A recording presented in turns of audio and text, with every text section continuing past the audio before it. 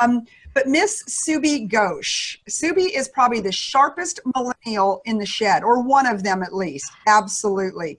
And Subi is a founding member of the Women in Automotive Board, which is, I think that's how I met you, Subi, was the Women in Automotive Conference. Is that right? It was. Yes, I think we met the first year out. And now she is a senior level director with Stream Technology, Stream Companies, which is a fantastic company out there in the marketplace, and they are crushing it. Rumor has it. So Subi, say hi to everybody, because you have such a fan base. I'm telling you, it was unbelievable. People were like, oh, Subi, and they're sharing it, and Women in Automotive shared it. Yes, hi everyone. I'm so excited to be here. I adore you, and I think that what you're trying to do in educating people in automotive is something that I'm really passionate about too. So we connect on that level, and I'm excited to share with your audience, and hopefully my friends and followers join in too. Oh, and your fans, just go ahead and call it. Just go ahead and call it. It's so weird to say that. Yeah. It's like, oh, I've got fans, yay. But you do have fans. You absolutely have fans. Okay, so Subi, I've always said that you and Amy Banner are my two favorite millennials. In fact, I saw that she called me earlier today. So Amy, if you're watching, I've been filming all day, and I will call you back, my love. But anyways, you ever since the day I met you, you're one of the most driven individuals I have ever met in my entire life. And you started out, I think when I met you, you were working in the retail auto business, meaning that you were running a BDC for a car dealership. I was the sales and e-commerce director. So my last GM, I don't know what came over him, but he decided that because of my BDC and internet director background, poised for a e-commerce and sales director role. So telling the GSMs that have been doing their job forever what to do was not something I was super excited about, and neither were they. There's the caveat. There's the caveat. Mm-hmm. But I actually learned a lot, and it's something that I try to teach now when I go and consult and work with dealers. Stream really allows me to be able to keep my feet firmly planted on the ground of the dealerships. But really, how are we supposed to market and message this incredible message of how awesome we are if we can't really do that when people come in to if they're not experiencing that, we're in a seriously socially connected world. And if we can't fulfill that, they're going to talk about it. They're going to have bad experiences. They're not coming back, but it's not just them. It's them and everyone they know. So it was really awesome to be able to bridge those things together. Well, I just read an article in the New York Times that by 2020, that consumers across all sectors, across all verticals, that the consumer journey, the consumer experience will be much more important to them than the actual price. And I think, Subi, I think we know that. I mean, I don't know about you, but I'm the queen of Amazon because of, and Prime because of absolute convenience. And I'm not out there going, oh, it can be $4 less at Target. It was funny, my husband the other day, who you've met, he was ordering new smoke detectors for our house because ours are possessed or something. I swear to goodness, we can't keep them around. Anyways, and he goes, well, I bought a Prime membership, but guess what happened? The smoke detector went to $38 and no shipping, or before I could have bought it for $35 with ship. I was like, blah, blah, blah. And then they got me for a membership. I'm like, babe, you are not the Amazon Prime customer, okay? It's not about price, it's about convenience. Because there are still some people in the world that'll drive across town to save $5. You and I, girlfriend, would not be two of them. No. I think the only reason they say it's going to take until 2020 is because there's so many different generations grouped into the shopper market now. But if I feel like that middle, like the millennials, and right around the cusp of it, there's a term called Xennials for people that are Gen X, and right in the middle of Gen X and millennial. Hold on, Xennials. I've learned something new today. My last guest, solutionaries, and I totally relate to that. Right. Yeah, Xennials. It's a real thing. It's really, I'm a big fan of sociology. It's what I kind of did in college. So it's a micro generation. We've come way too far for us to technologically. We're so much more advanced. We're super connected.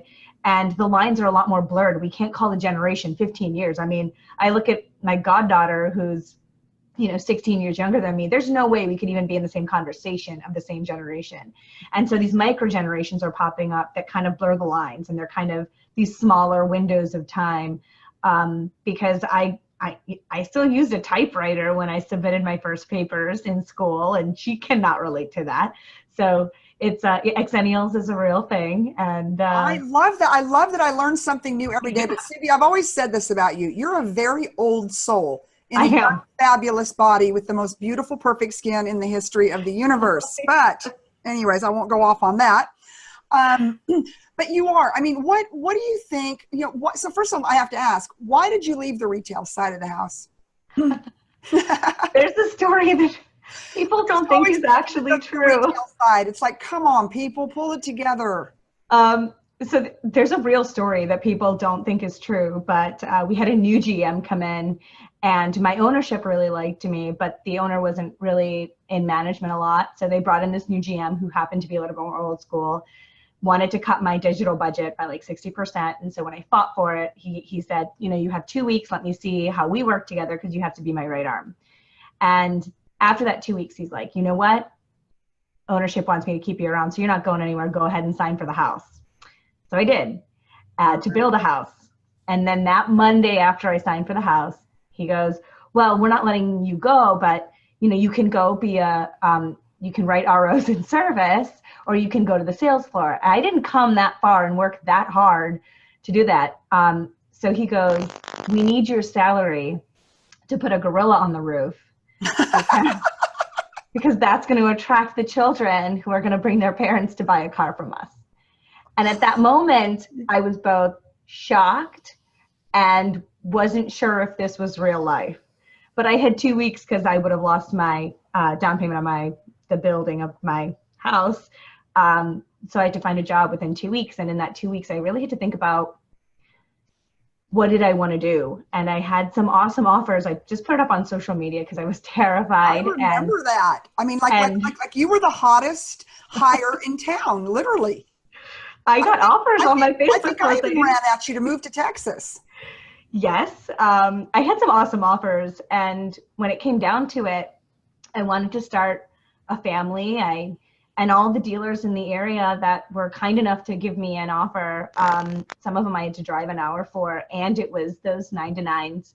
And so I think the hours are a really big reason why myself and my colleagues who have made the switch, I think that's a big factor. The hours, the work-life balance, but it's also the fear-mongering, the lack of real leadership, managers who don't know how to manage, and this siloed approach in dealerships. Just every department functions on its own, and there's always butting heads, and there's not really a lot of camaraderie and teamwork there.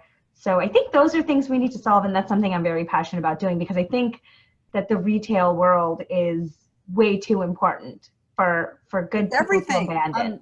Because don't forget, Subi, if there is no retail car dealer, I don't have a job and you don't have a job. Exactly. So you and I spend every day, all day, every day, it seems like, good grief, trying to solve people's problems. In fact, I just got a text from somebody, from Toyota. It's like, help. Yeah, so that's what we do. Okay, so let's just transition to you're at Stream now. Now, you guys are known for your culture. You guys are known for really building your work-life balance. I see you're working from your beautiful home. Although I'm like, oh my God, Subi, your office. She's like, no, this is my home office. Yeah. Like, what a transition, right? It is. I think the thing that I love the most about Stream is there's an entrepreneurial spirit. And people say that a lot, but one of our founders, Dave, said it on phone calls to me here and there. He goes, you're an entrepreneur here, so treat yourself like an entrepreneur within this. And it didn't really click. Entrepreneur is actually what they would call you. Yeah, so it didn't really click. Yeah. I didn't understand what he was saying until he was like, if you have an idea, run with it, structure it, let's go ahead, develop it. Figure out how you're going to pay for it, just like any good entrepreneur would do. But they do. If you have an idea and you pitch it and you structure it and you run with it, I don't even have to pay for it. They're willing to do that. So little things that I think actually make the company better end up making the employees' lives better too, which I sincerely appreciate. And Google has that same philosophy. And when I meant pay for it, I meant like, figure out what the income stream would be to fund it and be able to show that. And Google does the same thing. I was in New York a few months ago and I had dinner with a good friend of mine who's from Google. And he said, versus, people versus great talent leaving Google, they encourage us to bring our ideas and the businesses we're going to go start because we are all entrepreneurs at heart. That's why we work for Google or you work for Stream Technology. Like, we are the next generation. Absolutely. And Google will fund them and actually give them equity in the idea. It's very interesting, but you know what? Google gets it, as does your company. Absolutely. And the whole solutionary concept, I loved when she was talking about that, because there are some people that just bust their butt and work really, really hard, and they see the big picture and they go for it, kind of thing. And that can be exceptionally successful for a lot of people, that strategy. But there are other people that really like, you know me, finding problems and solving them. And I think that's what Stream does and allows us to do. So like a couple of our products were just trying to solve problems for dealers that they were having. And then that became its own entire division. Like Chris Sondesky came on board, solved a problem for dealers, and now he has his own office doing that. And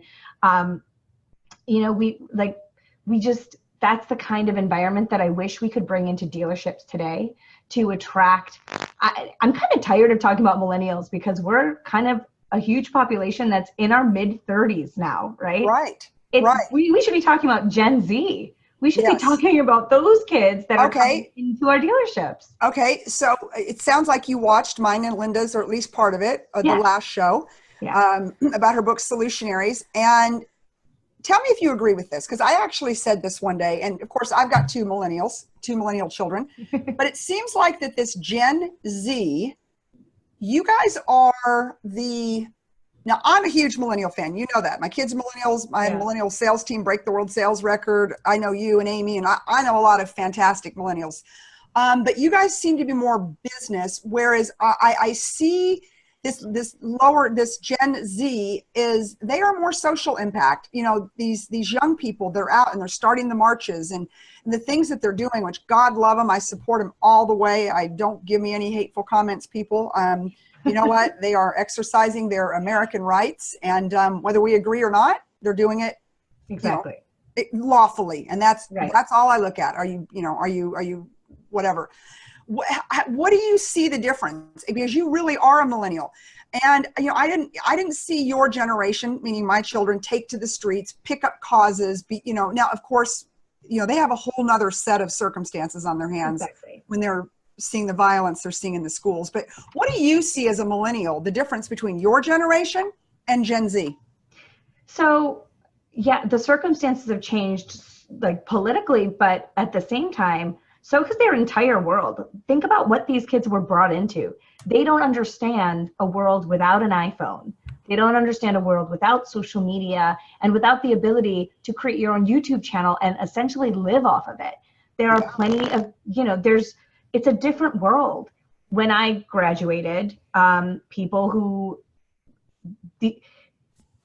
had incredible degrees and worked really hard, but the economy wasn't in a great place, so they had to work at McDonald's with these degrees. So we were raised in a different time where we had to work a little bit harder than the generation now, but then it's also, we had to work far less harder than the generation before us.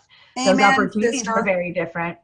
So I think socially, economically, it's a very different time. And there's also a lot of social norms, values that they don't understand either. And I think it's going to be an interesting transition for them to realize that the majority of people with jobs aren't YouTube celebrities. And I want to be a YouTube celebrity, though, don't you? Like, could you imagine just doing stuff like this all day long and it pays your bills? I mean, come on. Hey, you know Joe Webb? I do, yeah. His son has told him for a while that he wants to be a YouTube celebrity. And he's, I think, like 10 years old. And so Joe was like, you need to do something other than that. As I guess he supports him, but you might want to kind of encourage them to do something different, which is what I would have done. But this kid went from, I think, like 40 subscribers to now over 1,000. He's like at 4,000, 1,000 or something. It sounds like I need to hire him. I think so. But it's so in their nature because that's what they're seeing. That's what they're experiencing. And being in front of a camera is very normal for them. It's very normal. It's very normal. I think sociologically, we're going to see what comes out of the trends and behaviors of that generation. It's not defined yet, but if I can base it off of the kids of that age that I'm around, like my goddaughter, oh, I'm worried. Bunch of YouTube divas. Now, something I want to throw in, because of course, I'm very, very pro dealer, and we had Annette Sakura on our show a couple of days ago, and she's the former chairwoman of NADA. And now she serves on, and the only chairwoman in 100 years, I might add. And yes, Subi, I invited her to Women in Automotive, girl. You know I did. Yes. You're reading my mind. You have to ask. And anyways, she's a dear friend of mine. I love her, dealer here in Texas, and just a real pioneer. But she gave us some stats about auto dealers, which I did not know. There's U.S. New car franchise dealers employ 1.1 million people with an average average earnings of $1,200 a week. Those numbers are staggering. So you've got this amazing opportunity in the retail auto business, amazing from a employment standpoint, what the car dealers do for the communities, the taxes they pay, how they support the baseball team. I guarantee you, nobody else had a sign on the baseball team diamond but me and a couple other car dealers back in the day. So, that being said, I want everybody to know we love car dealers, but there's got to be a better way. And that's why, I love to bring Subi and some of the younger thought leaders in the industry on, because I think it's like everything in life. It's about perspective, and the generational perspectives, which I love that you said that, are different. So I want to shift gears here for 1 second, Subi. Did you watch the wedding? Can we just talk about Meghan Markle, please? Please. She's beautiful. Oh. I'm typically obsessed with all that kind of stuff, but I actually didn't watch the wedding. I watched, here and there as information was circling through social media, but I didn't. Really? You were not one of the ones up like me? I had to nap all afternoon. I was so worn out. Well, two things. I worked all weekend to get all my Women in Automotive schedule stuff done because I'm going to Ireland next week. So I want to get all that stuff squared away. But I just feel like there's so much going on that maybe we did need something like that positive. Right. But that I'm also completely overwhelmed by some of the nonsense on social media. So I find myself removing myself from it quite a bit. So I just kind of needed to take a break. Yeah, it is pretty unbelievable, what goes on in the social media world. I mean, it gives a lot of people who I think are kind of gutless and cowardly sometimes. I really do. Agreed. It's like, if I've got something to say, I'm going to say it to you. Now, I'm going to say it on social media too, most likely. But it's been unbelievable. Well, I thought that you were a royal watcher like me. I used to be. Because she's your age. I know. And it's she's your girl. Real life fairy tale. I think that's fantastic. I don't know. I want to invite her next year to keynote Women in Automotive. So I'm going to go ahead and I'm going to take the bullet on that one, and I'm going to try to break into the palace and make that happen, because I'm officially obsessed. I don't have enough bail for something like this. Crazy American woman goes and pitches Princess, or no, I guess she's Duchess. Duchess. Is she Duchess officially? Yeah, I think so. Duchess Meghan. Anyways, she's perfect and fantastic. Okay, speaking of Women in Automotive, well, first of all, everybody out there, can I tell you the amount of work that Subi and her team have to do to bring together our conference? People like me that sit on the board also. Now, Subi is a founding board member. I mean, she's been in it since day one. She helped put together the whole concept and really has championed it. And people like me, we just promote it, talk about it, show up and drink a lot of wine, but there is not a human at that conference. Not only does Subi, so when we're on stage speaking, Subi is going, get off now. I mean, because we're always running way behind because speakers like to speak. That's what we do for a living. But Subi put together a lineup that is like, whoa, I mean, unbelievable. I'm not just saying that. I don't get paid on ticket sales. But I'm telling y'all, there is not a conference in this country in any vertical, I don't care what it is, that will rival this year's Women in Automotive Conference. So first of all, Subi, on putting together the strongest speakers lineup in the history of the universe. The only person we didn't get that we wanted, I'll go ahead and say it now, was Mrs. Mary Barra. Yeah. That would be another one that there probably wouldn't be enough bail money, because I would go find her too. I love her. Big love her. We're aware. But that being said, I mean, congratulations. So can you tell us anything about any of the speakers? Or I can. Drop some names now. Sure. I'm going to drop some names because I can't even get into all of their titles and jobs. Oh, right, exactly. And maybe if there's a few titles I might remember, who knows? Yeah. So we have Cheryl Connolly, who works in the C-suite at Ford. We have Tanya Katan. We have, oh my gosh, all the names are like disappearing from my brain all the time. Dustin Bird. We have Brian Benstock from Paragon Honda, who's going to speak first, and then followed by Google. And he and Google are working on a project together, so that's very exciting. Yeah, it's about the future of automotive, which I think frictionless, is really frictionless. Yeah, so we've got topics. We've got keynotes talking about emotional intelligence. We've got a panel of incredibly leading women talking about confidence and culture. It's going to be amazing. My good friend Kendrick Shope, who is leading sales authorities in the country, just gets on the Steve Harvey show every now and then. It's okay. She's a big deal. She's flying in to speak. She's super excited. I mean, there's this little known name that's closing out our show too. Do what? There's a little known name closing out. Two little known names closing out our show too. Yeah, who would those be? Michelle Morris from Facebook, and this little known number called Lisa Copeland. Talking about the big sell. Facebook, I can hardly stand myself. She's going to be like, "You're the one that is shutting down the bandwidth. You're on shows all day long, every day. It's you, Copeland." Hey, I'm sure they love it. Oh my God, I am so excited. I can't even tell you. I'm just like giddy about it. Like I'm and Frank Lopes. I hope we're allowed to announce that now.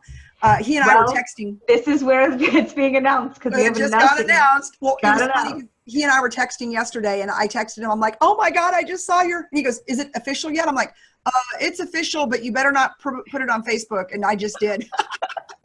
Yeah, we were going to do something fun, but surprise. Well, hopefully nobody watches this show. And of course, the beautiful, amazing, fantastic, the hostess with the mostest, Eliana, will be back for the fourth year. I feel like she was born. She was MC. She was born for the stage. She's so beautiful. She's so engaging. She's confident. She rolls with the punches too. I mean, last year she had to MC by herself. Oh, and she was exhausted. I mean, you remember at one point her heel broke. Yep. And she's like, "Okay, well, my heel broke, but I'm just gonna." She guts off to another. I mean, girlfriend, she is. I hope she's watching this, but we love Eliana, and of course, did we get our leader and our founder, Christy Roman? Did we talk her into speaking? I know our dear friend and the fabulous Jody DeVere is speaking. Yeah. I saw that. Susan Lane from Hoffman Auto Group. Yep. Joe Webb, Danny, Evelyn, Chantal. Who else? Joe Webb and Danny Benitez are doing like an improv your business breakout session. Okay, fun. Who else? So many. I don't know. There's so many. It's unbelievable. It is unbelievable. Now, oh my gosh. I saw that Tesla is speaking. Yeah. Okay, now, so Tesla was at our last event, and I had a little fun with them from the stage because, the reason they went to shopping centers might have been because of my dealership. So I did call them out publicly, and I'm glad they're coming back. But yeah, so I mean, Tesla's speaking. Tell us who some of our sponsors are. Cox Automotive, Tesla. Oh my gosh. Cox, Cars.com. Yeah. Auto Trader. Cox, Auto Trader, Dealer Inspire. Right. I know we're going to get in trouble. I do this to you every single time. I'm sorry. I can just tell you guys, if you have not bought your ticket, number one, it is for all the women in the automotive business. And if you're considering going into the automotive business, like let's just say that you have followed me or you followed Subi or any of the other women who, we're always out there in front, and boy, we got, we're out front talking and we got all the arrows in our backs. Just, I got a pretty good one today on LinkedIn. I'm like, just told the truth. Sorry. It is what it is. But it's not just for women too. I mean, we can't make any change without the men. So Tony D. Tony Tony D D will is be in the speaking. house. He'll be speaking. He's fantastic. We love Tony. He speaks every year. But it's for the men too. I mean, that's why we have set up a men's board. I can't announce them all. I know we shouldn't, but boy, it's a powerhouse. A couple of the names that we announced that are speaking are on our men's board. If men and dealer principals, general managers, men, if you want to come, if you want to see what this is all about, we are about elevating the automotive industry. Everybody is invited. We are inclusive. We want the men there. I mean, we need feedback. I mean, we want to together raise the industry that employs 1.1 million just on the retail side. I mean, Americans, that's unbelievable. I mean, it's a powerhouse industry, but it'll be pioneers like us that change it. You know, people, you know, like Subi and you know, the whole team that puts together the conference for zero money. This is absolutely love. It is her heart. And when she says she worked all weekend, she's not kidding, because she had to go to, I don't know, 60 speakers like me and go, well, I changed your bio. When you changed it, I can't even imagine, Subi. I would have killed me personally. And the other 59 like us, but you were so sweet, and you know, you kept it together. But this conference in Orlando, now we're not sold out yet, are we? No, we're not. Okay. We actually, I think we even increased our number, because every time we put a number out there, we exceed it. So this time we went a little higher. I'm going to say, because we can't have the fire marshal showing up again. Yeah, exactly. Fire marshal's like, you guys can't do this. We're like, oh, to hell we can't. Want a glass of wine? But in California, you know, in California, we all thought, oh God, I don't know if this conference is going to be big. It's in California in December. I mean, standing room only, not enough rooms. Huge. And all the California dealers and that whole West region, they were like, oh my God, come to California again, which we are the next time. We're going to be right before the LA Auto Show. But I'm not joking you. If you want to be in the automotive industry, if you're in the automotive industry, man, woman, whatever it is, Subi, is it not the most fun we have, bar none? I mean, I think people, yes. Although you and I had a good time at NADA, because we were on the stage singing. But prior to that, not NADA, a digital dealer. Yeah, but it's also, I think it's a larger scale event, but it's also, for some reason, no matter how much we grow, it still feels incredibly intimate. People have really engaging conversations. Some of the best learning happens like at the bar. The best learning happens at the bar. And this time we're doing a speed meeting networking session on the first day before we actually open. So you're walking into the conference knowing people. We got that from the Leading Women's Network. They did a great job. So we're stealing that idea and allowing our people to network with each other truly. Sorry? So we're just borrowing it. Yeah, exactly. Great ideas need to be making it our own. And we have quite a few fun, engaging interactive sessions and networking opportunities throughout the event. So it's lots of wine. Is Sherry's Berries coming back with her amazing chocolate, grapes, and strawberries? Please tell me. No, I don't think she is. Oh, Sherry, if you're watching this, we need you desperately. Oh yeah, it's gonna be a great show. Laura Madison, she's speaking, right? Laura Madison, she's talking about swimming upstream, talking about going through challenges with grace. I think she's one of the most incredible. She is absolutely. Laura, if you're watching this, we're so proud of you, how you have carried on Alan Ram's legacy, and just how you've done it with such grace and determination, and you're such a beautiful thing. And then our own board member, we have to talk about her, Joni Stuker. Oh my gosh, I'm not ready for that. A wreck a year ago, 2 years ago, a terrible wreck. I mean, terrible. I mean, she shouldn't be here today, and she spent a year and a half rehabilitating. And I'm not going to steal her thunder, but oh my God, eat a burrito. I'm just going to say, eat a burrito, and do not miss Joni Stuker's keynote. No. It's unbelievable, Subi. I mean, Subi, don't you think that what we have built at Women in Automotive, I mean, sometimes we get a little testy with each other, you know, stuff happens, or, you know, you disappoint me or I disappoint you or whatever happens. But at the end of the day, when you're building a movement like we have built in Women in Automotive, we have built a movement. You know, we can set aside biases, personal opinions, and whatever. And when we come together in Orlando and in California, it is like no other. And you guys, so many of you, I mean, you guys are going to be friends for life. I mean, I can't even imagine us not being together doing something someday, somehow, because of our bond as being, you know, women pioneers in this industry. Ultimately, so I may rub some people the wrong way about this, but Oh, come on, Sue. Let's just do it. Come on. Okay. Well, I never considered myself a feminist. I always just felt like I was trying to do things that were fair. And then I got into an industry that didn't treat us fairly. And so when this opportunity was presented to me, I was interested, but I wasn't like really like all in. Like some of the other people, like Jody DeVere, you would have asked her to do this, even without the details. She would have been like, I'm in. I'm going to help every woman. I'm in. Exactly. Yeah. I was a little hesitant, but then the more I learned, the more I saw, the more I experienced, and the more I experienced myself and how hard it was, I knew that I had to do something. And for me, the women's topic is just the hot topic right now. And it's easier to talk about than some of the others. But the more we can change the women's concept, we can affect everything else. We can affect the millennials, the topic, the cultures, the just overall the culture, the standards. I think we can make this industry, it's already pretty awesome, but we can keep bettering it. Because if we do that, then we essentially end up affecting the consumer experience. And then it's full circle. And we don't have to be considered less trustworthy than Congress, because the people that I know, this industry that I know is so much better than that. Right. Yeah, we are better than Congress. And I have seen those reports too. It's like, really? Are you joking me? Seriously.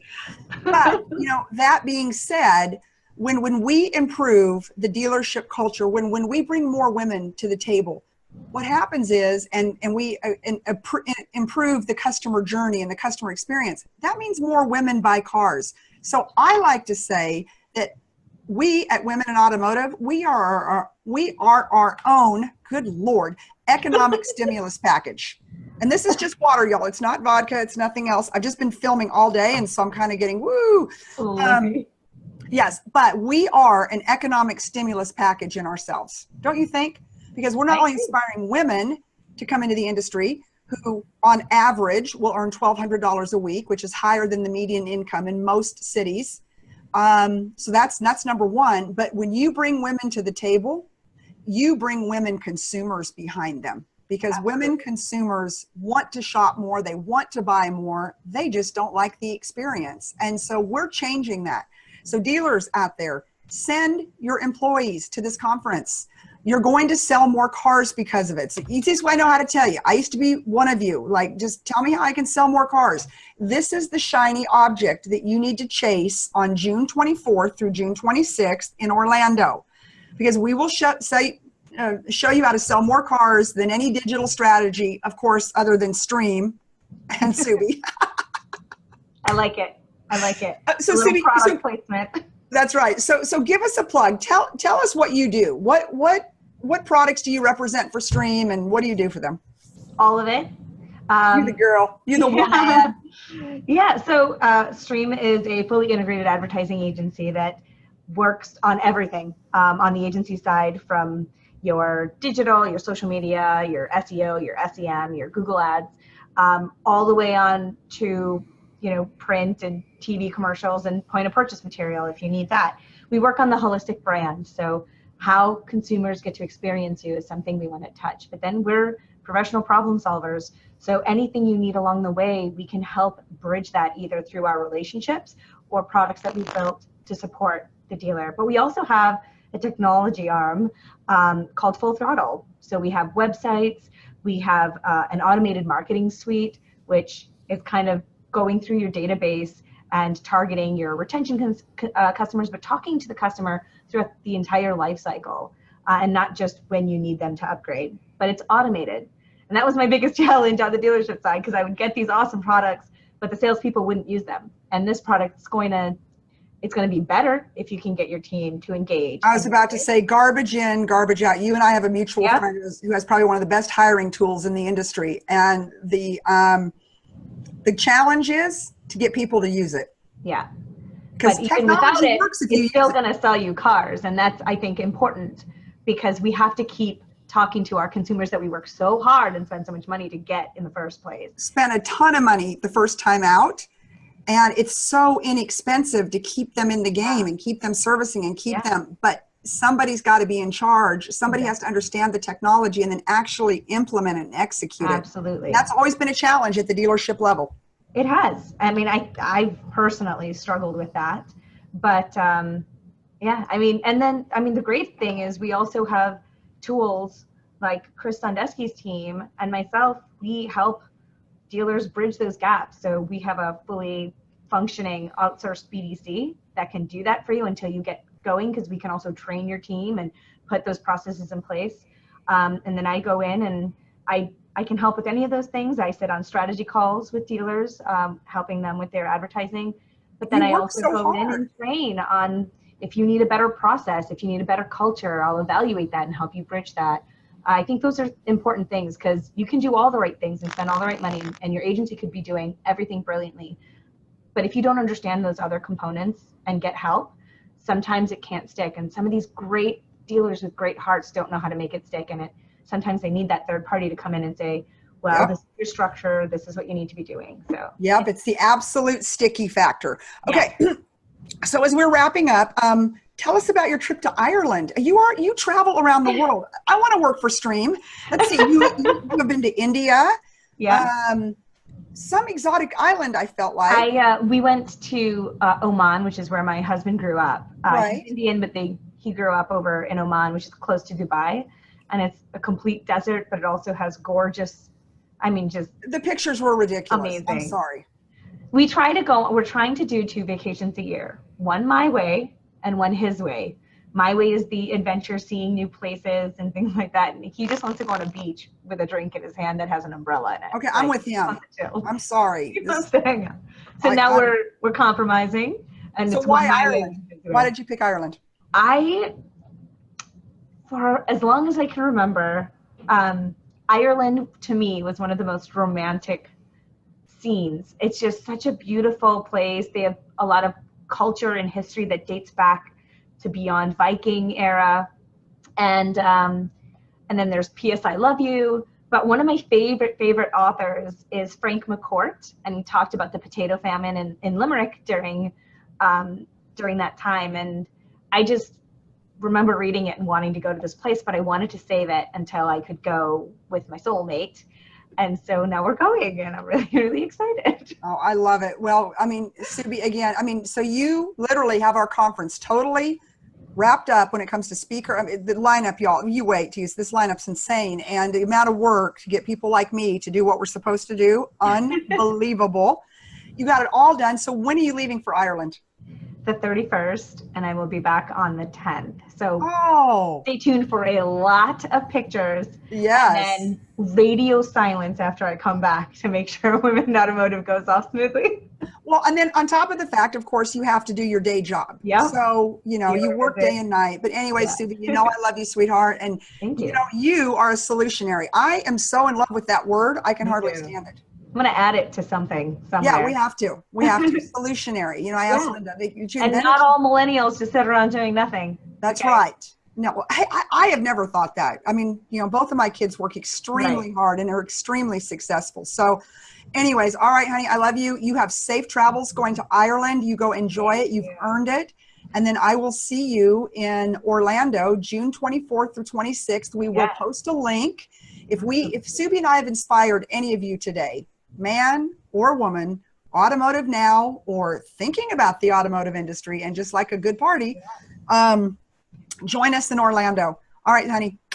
Bye-bye. Thank you for having me. Yes, you're welcome. And thank you to Quick Pages. You guys are so amazing for doing all that you do. And so go to quickpage.com for video texting and video emailing. And anyways, everybody, thank you again for supporting the Big Sell. Take care.